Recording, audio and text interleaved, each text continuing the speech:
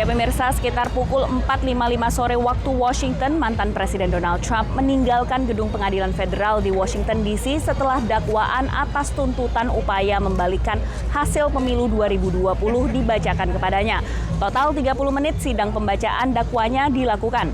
Trump mengaku tidak bersalah atas 4 tuduhan yang dijatuhkan padanya, yang mana termasuk upaya persekongkolan untuk membohongi pemerintah Amerika Serikat, menghalangi proses resmi pemilu, dan pelanggaran atas hak pilih warga Amerika Serikat.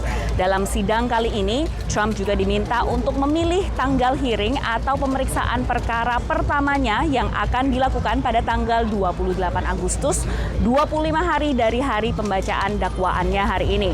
Menarik untuk kita perhatikan bahwa jaksa penuntut khusus yang menangani kasus ini, Jack Smith, tidak mengikut sertakan upaya penghasutan pemberontakan 6 Januari 2021 lalu kepada Trump, tapi lebih menitik beratkan ke berbagai upaya Trump untuk mendelegitimasi hasil pemilu 2020, di mana ia kalah oleh presiden saat ini Joe Biden. Langkah ini dinilai sejumlah ahli hukum sebagai langkah yang sangat berhati-hati dan lebih mudah dibuktikan ketimbang langsung menyasar ke upaya pemberontakan 6 Januari. Nasib Trump nantinya akan ditentukan oleh 12 juri warga Washington DC sebagai bagian dari kasus kriminal tingkat federal yang ada di kota Washington DC.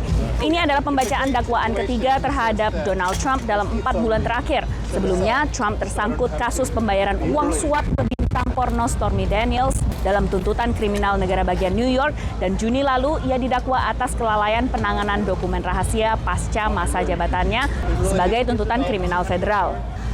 Sepanjang hari kami melihat massa baik pendukung Trump maupun yang menolak Trump berkumpul di depan gedung pengadilan federal ini. Jaraknya yang tak jauh dari gedung Capitol yang merupakan tempat di mana pemberontakan 6 Januari pada 2021 lalu terjadi. Ini membuat penjagaan keamanan cukup ketat atas sejumlah kekhawatiran kumpulan massa. Aparat keamanan dari US Marshal Secret Service atau Pas Pampres Amerika Serikat, polisi Washington DC, dan juga polisi gedung Capitol berjaga-jaga. Namun secara umum, meski pengamanan ketat dan kelompok massa yang muncul memang menunjukkan pendapat yang sangat terpolarisasi, namun kondisi cukup kondusif. Sejumlah ahli hukum dan politik yang diwawancarai VOA menilai sidang untuk kasus-kasus seperti ini akan berlangsung dalam waktu yang cukup lama, berbulan-bulan, bahkan mungkin bertahun-tahun, melampaui masa kampanye dan pemilu Amerika Serikat yang akan berlangsung pada tahun 2024 mendatang.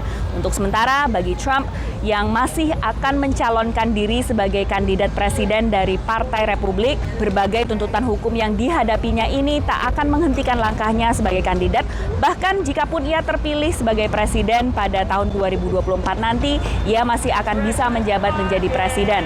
Saat ini Trump masih merupakan kandidat terkuat internal Partai Republik dibandingkan kandidat-kandidat lain yang tingkat keterpilihannya masih jauh di bawah Trump dalam survei terbaru di Amerika Serikat. Dari kota Washington DC, Virginia Gunawan dan tim VOA.